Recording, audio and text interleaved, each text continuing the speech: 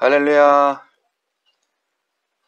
11월 29일 메릴랜드 성격교회 주일 예배 오신 여러분을 주님의 이름으로 환영합니다.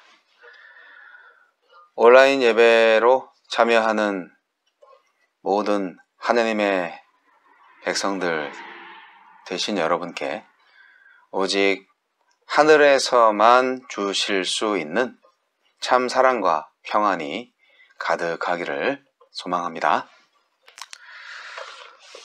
이 시간 다 함께 찬송가 526장, 구찬송가 316장, 목마른 자들아 찬송하시겠습니다.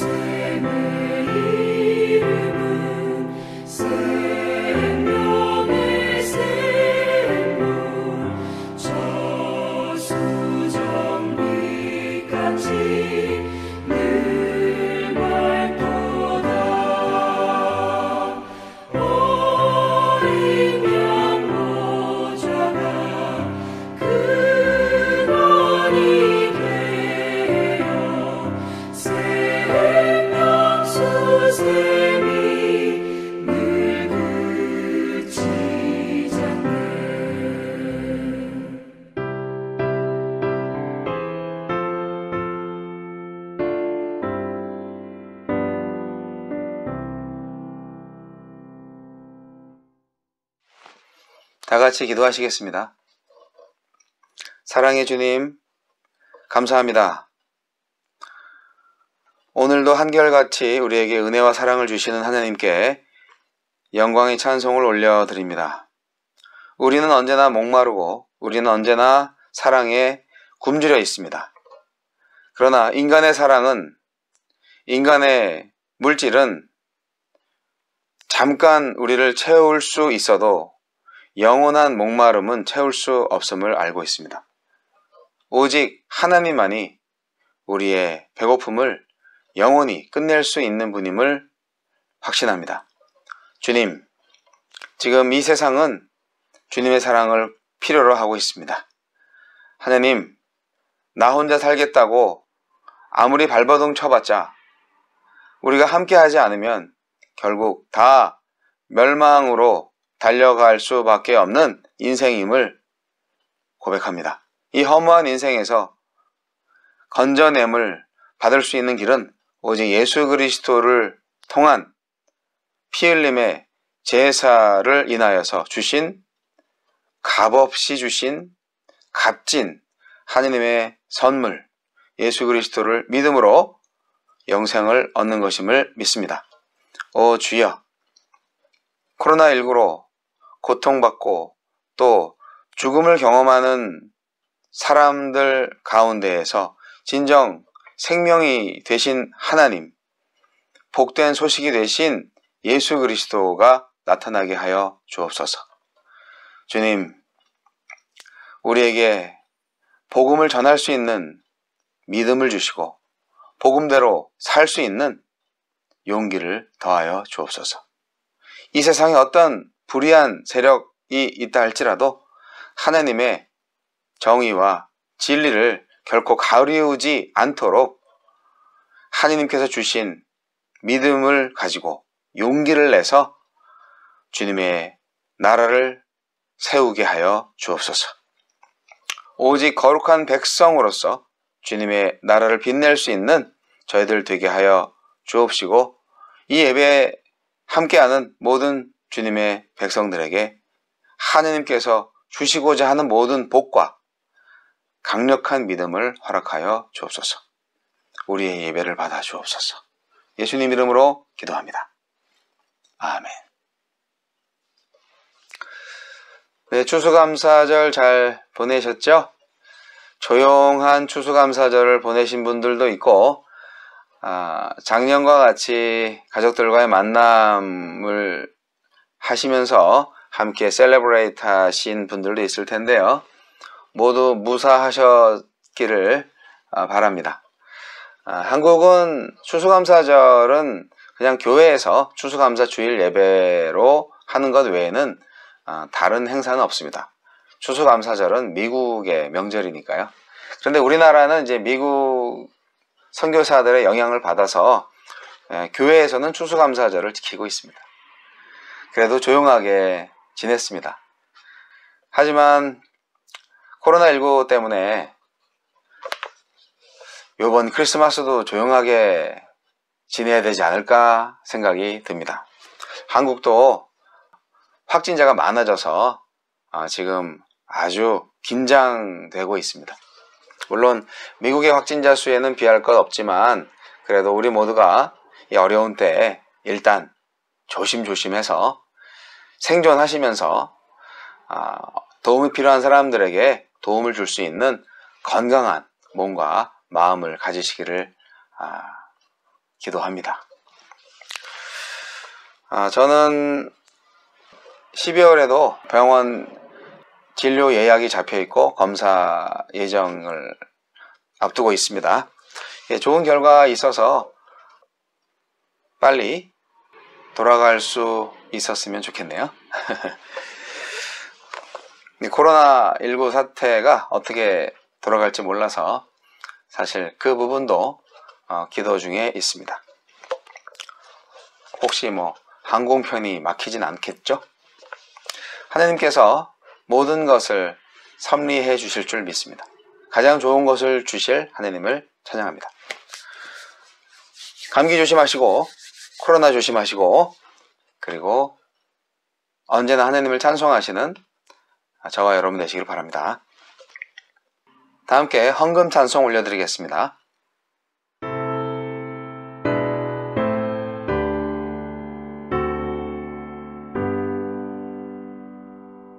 모든 것이 주께로부터 왔으니 이 예물을 주께 드리나이다.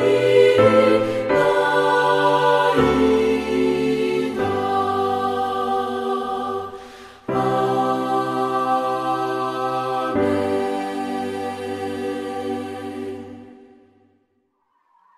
헌금을 위해서 기도하시겠습니다. 하나님 아버지, 우리가 빈손으로 예배하지 않고 하나님께 우리의 믿음을 담은 정성을 바칠 수 있도록 허락하심을 감사합니다. 우리에게 주신 모든 물질은 주님의 것입니다. 그러나 주님이 주신 것을 우리가 감사함의 마음을 담아서 다시 주님께 드립니다. 11조와 감사 헌금과 그 밖에 예물을 주님 받으시고 우리의 믿음의 제사가 주님께서 기뻐 받으시는 예배가 되게 하여 주옵소서. 물질이 있는 곳에 마음이 있다고 했습니다. 주님, 오직 하느님의 교회 온전히 잘 사용될 수 있도록 우리들이 사용하는 물질에도 주님의 섭리가 있게 하여 주옵소서. 예수님 이름으로 기도합니다. 아멘. 오늘의 말씀은 역대하 23장 1절 그리고 12절로 15절까지 말씀입니다. 오늘의 말씀은 역대하 23장 1절로 15절까지의 내용이지만 중요한 성경 말씀 5구절만 읽도록 하겠습니다.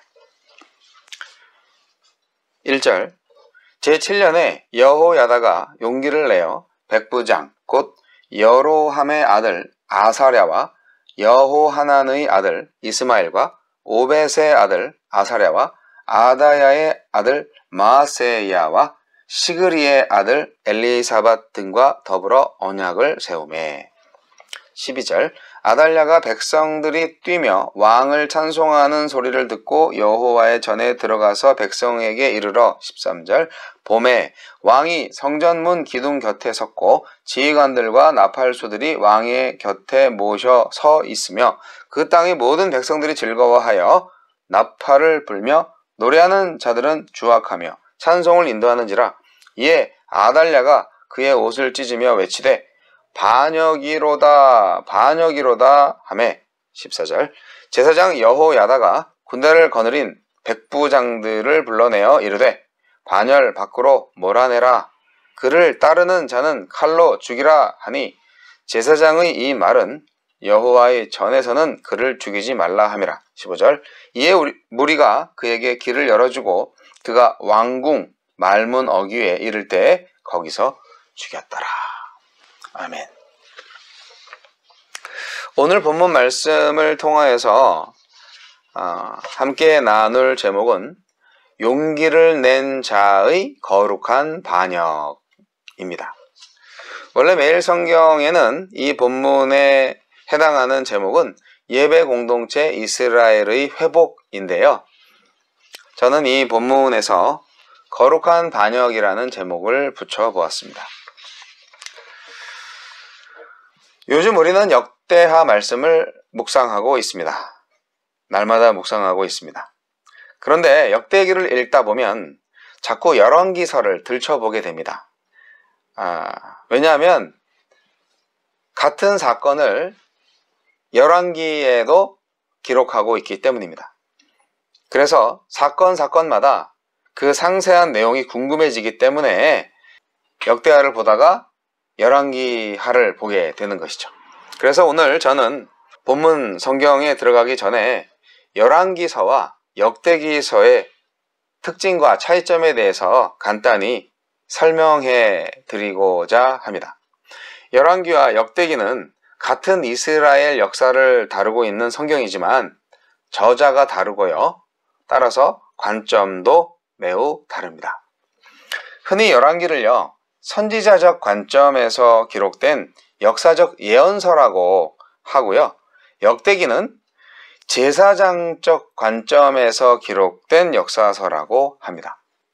이 설명이 성도 여러분께 좀 더 정확한 성경 이해에 도움이 될 수 있기를 바랍니다. 열왕기는요, 전통적으로 예레미야 혹은 동시대에 살았던 익명의 선지자적인 역사가가 기록한 것으로 봅니다. 그 기록 시기는 유다왕 여호야긴이 다시 왕위에 오르는 사건이 기록되어 있기 때문에 BC 562년 이후 그리고 또 바벨론에서 1차 포로 귀환 사건이 기록되지 않았기 때문에 그 이전으로 봅니다. 열왕기는 기독교 성경 목록에서는 역사서로 분류하지만 히브리 성경 목록 분류에서는 여호수아, 사사기, 사무엘서와 함께 전 선지서에 속합니다. 이스라엘 초대왕 사울과 다윗은 사무엘서가 다르고요. 열왕기는 솔로몬의 통치에서 시작해서 남북 왕국의 분열과 두 왕국의 멸망과 유다 마지막 왕 여호야긴의 바벨론 압속과 추록까지 기록하고 있습니다. 열왕기 저자는 솔로몬 이후 약 400년간의 이스라엘 왕들의 통치 그리고 백성들의 삶에 하나님이 개입한 일들을 있는 그대로 기록했습니다. 민족주의적 색채를 가미해서 의롭게 포장하려 하지 않고요. 그들에게 일어난 재난, 이방 대적들에게 받은 굴욕, 성전 파괴, 나라의 멸망, 포로로 잡혀감, 또 그 귀환 등 모든 수치를 사실대로 밝혔습니다. 그래서 열왕기는 남북 왕국의 역사를 훨씬 자세히 기록하고 있다는 것이 역대기와 가장 큰 차이입니다.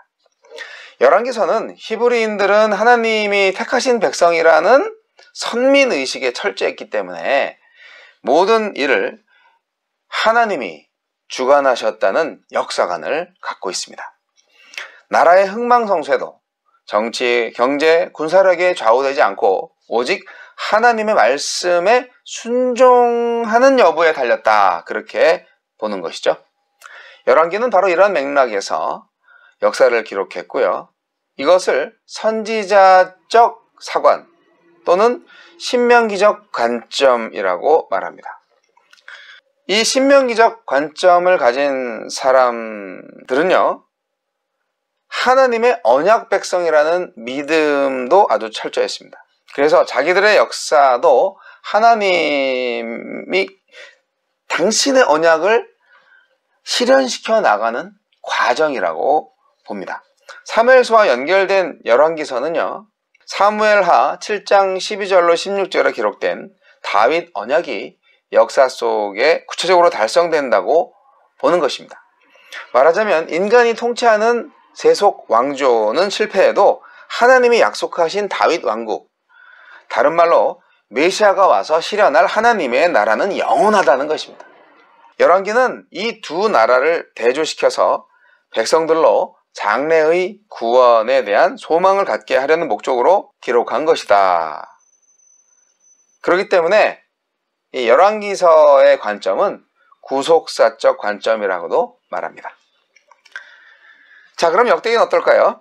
역대기는 전통적으로 에스라가 기록한 것으로 보고요. 탈무드도 에스라가 에스라서와 역대기를 기록했다고 말하고 있습니다. 열왕기가 솔로몬 이후 남북 왕국의 역사를 함께 다루지만 역대기는 특별히 남왕국 유다 왕들의 역사를 주로 기록하고요. 북왕국 이스라엘에 대한 이야기는 그 북이스라엘이 유다하고 연결된 사건에만 한정되어 기록되어 있습니다. 에스라가 BC 458년에 포로에서 귀환했기 때문에 저작 연대는요, BC 450년경으로 추정합니다. 말하자면 열왕기 저작 시기, 그러니까 열왕기 저작 시기를 BC 562년에서 536년 사이로 보잖아요. 그때보다 역대기는 약 100년 뒤에 기록이 되었습니다. 저자가 누구든 이미 기록된 책과 동일한 목적으로 기록할 리는 없지 않겠습니까? 다른 목적이 있기 때문에 새롭게 기록을 한 것이겠죠. 포로에서 돌아온 에스라의 최대 관심은 성전 재건을 통한 영적 부흥이었습니다. 유다 왕국이 망해서 바벨론 포로로 잡혀가는 그 심판을 받은 이유가 바로 성전 제사의 불이행에 있다. 그렇게 본 것입니다. 백성들도 여호와를 제대로 섬기지 않고 온갖 우상을 숭배했기 때문에 심판을 자초했음을 깨닫고 회개했습니다. 에스라의 주도하에 성전 중심의 영적 부흥이 일어날 수밖에 없었습니다. 자연히 역대기가 그런 관점에서 기록된 것이죠. 열왕기가 솔로몬 왕에서 시작하지만 역대기는 아담에서 시작하고요. 열왕기가 다루지 않는 다윗 왕을 중요하게 언급합니다. 다윗은 당연히 가장 많은 비중을 갖고 기록되어야 할 왕이지만 열왕기와 비교해서 특별히 다른 점이 있습니다. 역대기는 성전 재건을 통한 신정국가의 새 출발을 소망하게 하는 책입니다. 다윗은 신정국가를 설립했고 솔로몬은 그 근간이 되는 성전을 완성했습니다. 유다 왕국 중심으로 기록한 것도 예루살렘에 성전이 있고 이처럼 성전을 다윗과 솔로몬이 지었기 때문입니다. 그래서 역대기는 솔로몬이 성전을 건축해서 하느님께 봉헌한 사실을 강조하고 있습니다. 또 모세의 율법과 성전, 레위지파의 성전 찬양대도 아주 자세히 기록하고 있습니다. 이런 기록 목적을 바로 제사장적 관점이라고 말합니다. 그런데 열왕기는 선지자적 관점으로 솔로몬의 배교와 우상숭배를 적나라하게 지적하고 비난했는데요. 역대기는 그와 달리 제사장적 관점에서 그의 성전 건축만 강조하고 그의 배교는 언급하지 않고 있습니다. 동일한 관점에서 다윗의 간음 사건도 역대기에서는 생략되어 있습니다. 또 열왕기하 21장 11절에는 므낫세가 하느님 앞에 악한 일만 하다가 비참한 최후를 맞은 것으로 기록되어 있는 반면에 역대기하 33장 11절로 18절에는 동일 인물인 므낫세가 죄를 깨닫고 회개하여 남은 삶을 하나님 앞에서 바르게 살았다고 기록하고 있습니다. 므낫세 왕에 대한 두 책의 기록이 이렇게 달라진 까닭도 바로 저작 목적의 차이 때문입니다. 열왕기 저자는 선지자적 관점에서 그의 우상숭배의 죄악을 강조했습니다. 반면에 역대기 저자로서는 그런 큰 잘못도 있지만 말년에 회개하고 또 완벽하지 않더라도 종교개혁을 한 업적을 언급할 필요가 있었던 것입니다. 이와 같이 같은 사건과 같은 인물에 대한 두 성경의 다른 기록을 성경의 불일치로 오해하지 말고요. 각 성경마다 가진 목적성을 염두에 두고 여러분 제대로 잘 이해할 수 있기를 바랍니다. 그리고 넓은 의미로 본다면 역대기도 신명기적 역사관의 범주에서 이해할 수 있는 성경이라 할 수 있습니다. 자, 이제 오늘의 본문 여호야다의 종교개혁 이야기로 들어가 보겠습니다. 오늘 본문은 열왕기하 11장 1절로 21절에 기록된 내용과 같은 역사적 사건을 다루고 있습니다. 남유다의 제6대 왕 아하시아가 죽자 그의 어머니 아달랴는 왕자들을 모두 죽이고 자신이 여왕이 되어 6년간 유다를 다스립니다.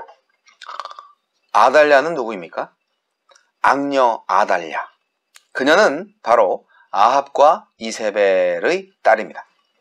아합 왕은 시돈의 왕 엣바알의 딸과 결혼해서 그 영혼을 팔아서 북이스라엘을 망국에 이르게 한 장본인이기도 합니다.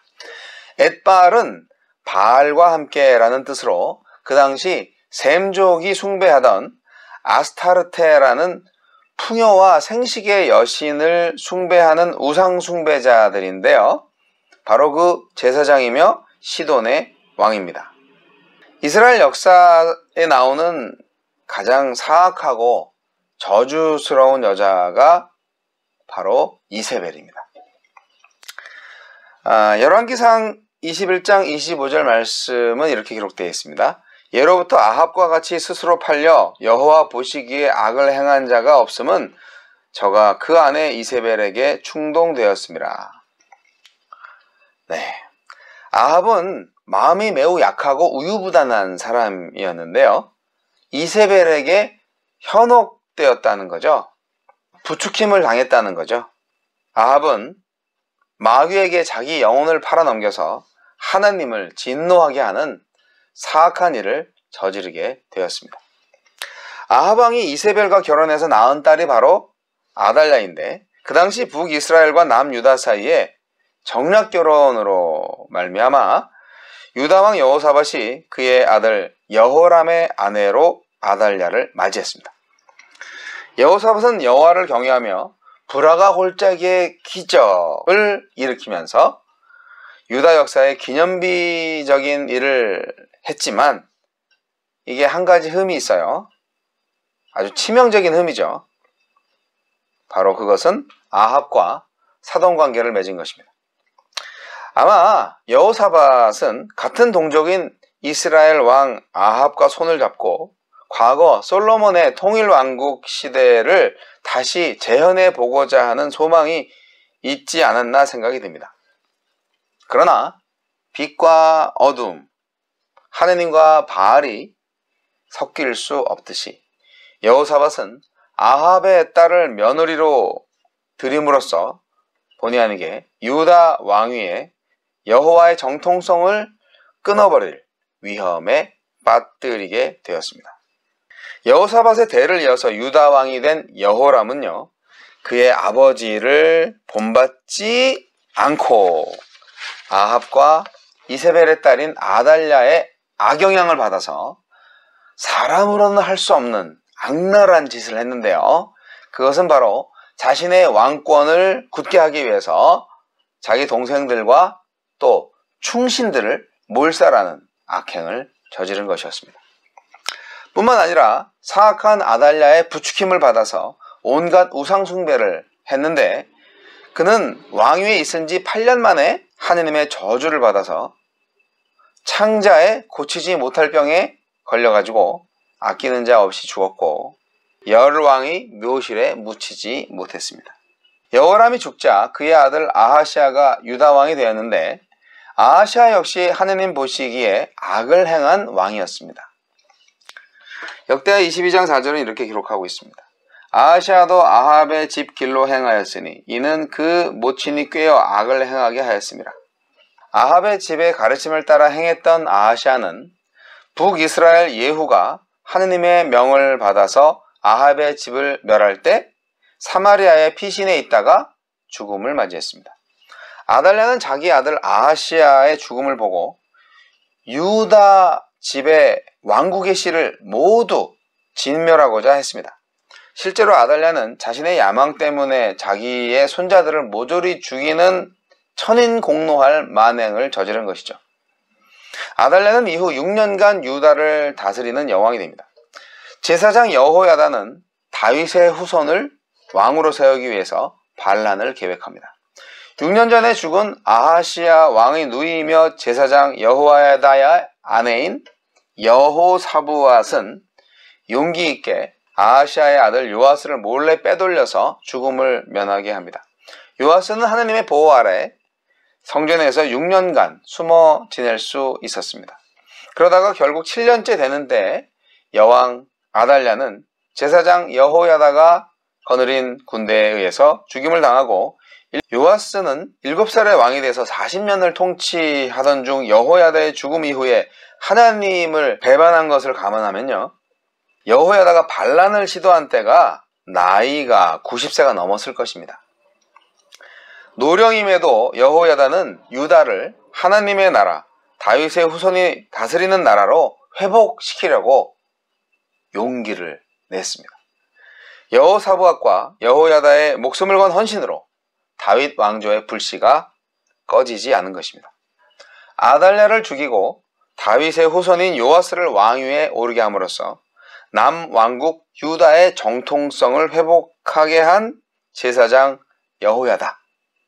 그는 거사를 성공으로 이끌고 대대적인 종교개혁을 단행합니다.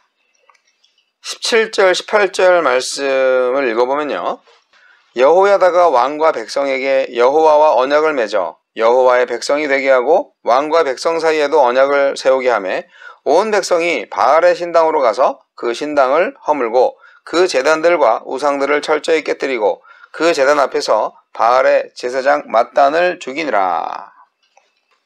제사장 여호야다가 단행한 남한국 유다의 종교개혁은 거의 같은 시기에 북이스라엘의 예후가 단행한 종교개혁과 그 양상이 아주 달랐습니다. 북이스라엘의 왕 예후는 강압과 계책을 써서 바알 숭배를 척결했습니다. 그러나 여호야다는 왕과 백성이 하나님과 언약을 맺어서 그들이 여호와 하나님의 백성이 되게 하고 또한 왕과 백성 사이에도 언약을 세우게 했습니다. 그래서 온 백성이 자발적으로 바알의 신당들을 허물고 그 제단과 우상들을 철저히 깨뜨리게 하고 바알의 제사장을 죽이게 했습니다.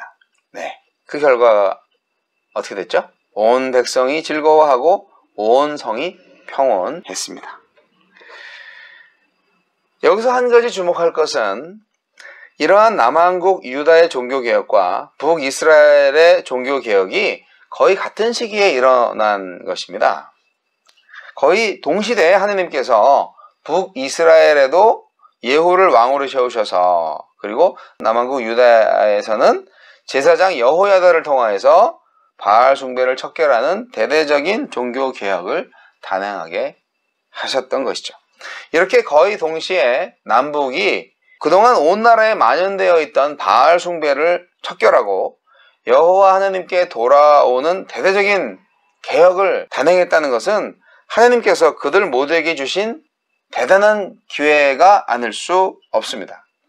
왜냐하면 남유다와 북이스라엘은요, 서로에게 크게 영향을 주고받을 수밖에 없는 밀접한 관계에 있었기 때문에 어느 한쪽만의 종교 개혁으로는 그 효과가 미미할 수밖에 없었거든요. 그러나 이렇게 남북이 거의 동시에 개혁을 단행함으로써 엄청난 시너지 효과를 가져올 수 있기 때문입니다. 그래서 이게 만일 제대로 되었다면 남북이 모두 예루살렘 성전을 중심으로 한 여호와 신앙으로 똘똘 뭉쳐서 하느님의 언약 백성으로 진정한 갱신이 이루어질 수 있었을 것입니다. 그러나 안타깝게도 그들은 이 절호의 찬스를 놓쳐버리고 맙니다.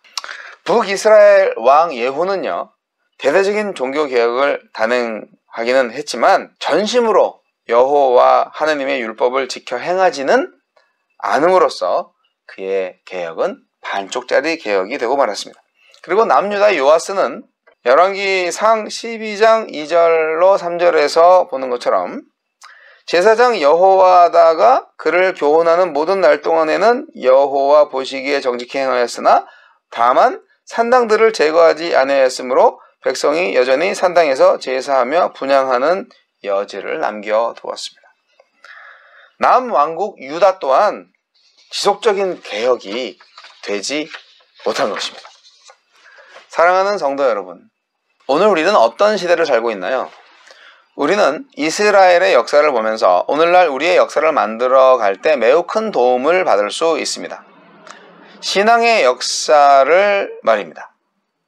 우리는 열왕기서와 역대기서 두 책 다 가지고 있습니다. 이것은 두 가지 다 필요하다는 말씀입니다. 우리는 선지자적 사명과 제사장적 사명 두 가지 다 가지고 있습니다. 선지자들은 백성들에게 줄곧 하나님 앞에서 공의와 정직한 삶을 살라고 외쳤습니다. 제사장들은 하루빨리 백성들이 산당에서의 우상 숭배를 중단하고 성전으로 돌아와서 하나님의 말씀을 듣고 하나님을 예배하는 공동체가 되기를 바랬을 것입니다. 우리는 구약시대 사람이 아니라 신약시대 사람입니다.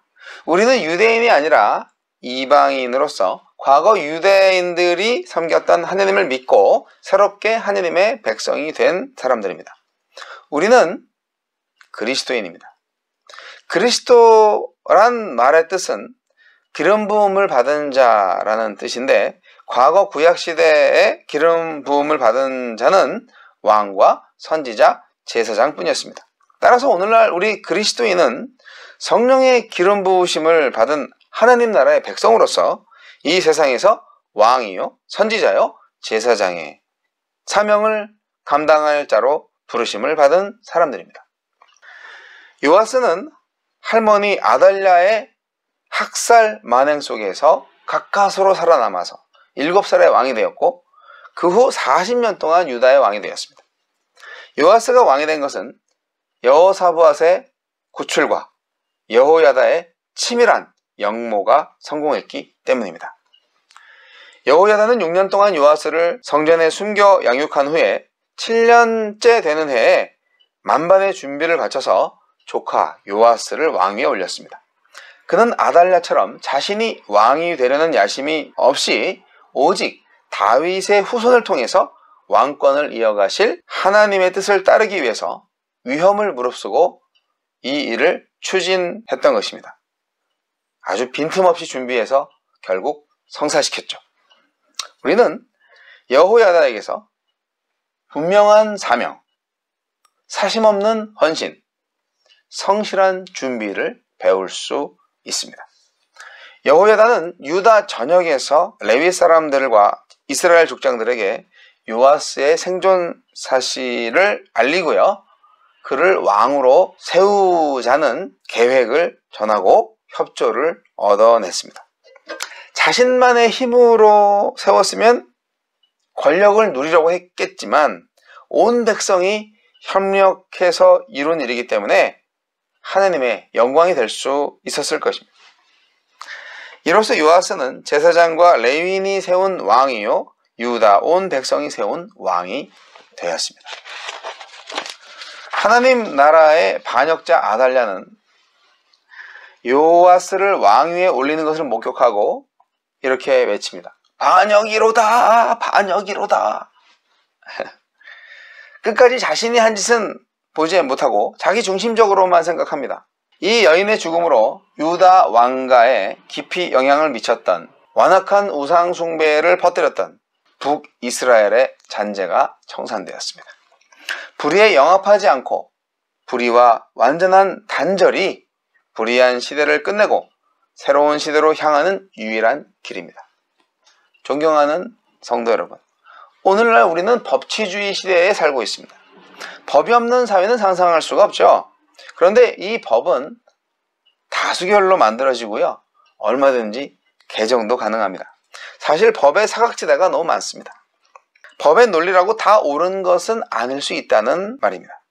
법을 잘 아는 악인은 법의 사각지대를 이용해서 합법적으로 악을 행합니다.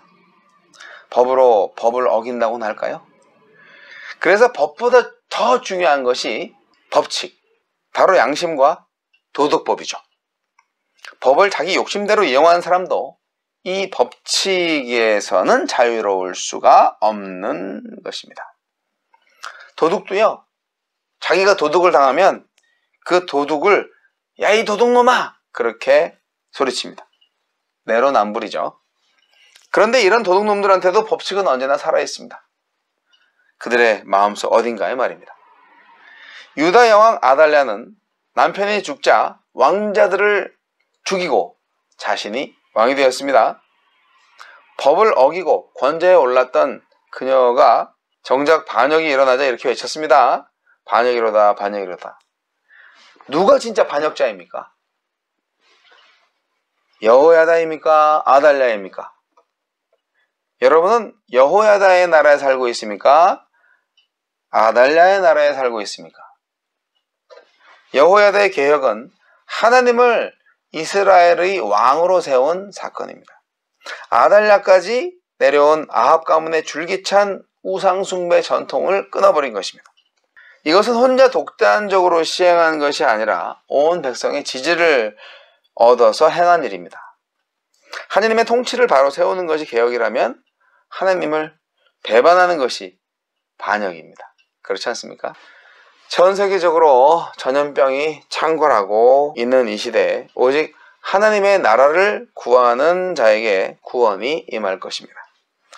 하나님 통치에 순응하고 하나님 통치를 회복하는 일에 동참하는 성도는 결코 죽지 않을 것입니다. 죽어도 다시 살아날 것입니다. 코로나19 백신과 치료제로 사람을 살리는 일보다 하느님의 진리와 사랑으로 죽어가는 영혼을 살리는 일이 언제나 더 시급하고 중요한 일이 아닐까요? 오늘 이 시대 여호야다는 누구입니까? 아달랴는 누구입니까? 여러분은 또한 누구 편에 서시겠습니까? 여러분, 용기를 내십시오. 기도하겠습니다. 하나님 아버지, 진정 하나님의 섭리를 믿습니다. 주님, 진정 하나님께서 이 나라 이 민족을 보시고 하나님의 섭리 가운데에서 자비와 긍휼을 베푸셔서 진리 가운데 바로 서게 하여 주옵소서. 허무한 인간의 권력과 명예에 집착하지 않고 모두를 사랑하시는 하느님의 그 크신 사랑을 본받아서 주님의 복음을 사랑으로 전할 수 있도록 믿음 주시옵소서. 지금은 우리 주 예수 그리스도의 은혜와 하느님 아버지의 극진하신 사랑과 성령님의 감화 감동 교통 역사하심이 용기 있게 거룩한 반역에 성공한 여호야다의 믿음으로 이 세상에 참된 개혁의 선봉이 되고자 새롭게 결단하는 모든 메릴랜드 선교교회 성도들 머리 위에와 지금도 이 지구 어디서든지 진리와 사랑을 성취하거나 지켜내고자 목숨 바쳐 애쓰는 모든 선지자, 사역자들, 선교사들 머리 위에 이제부터 영원까지 함께 하시기를 우리 구주 예수 그리스도 이름으로 간절히 축원하옵나이다. 아멘.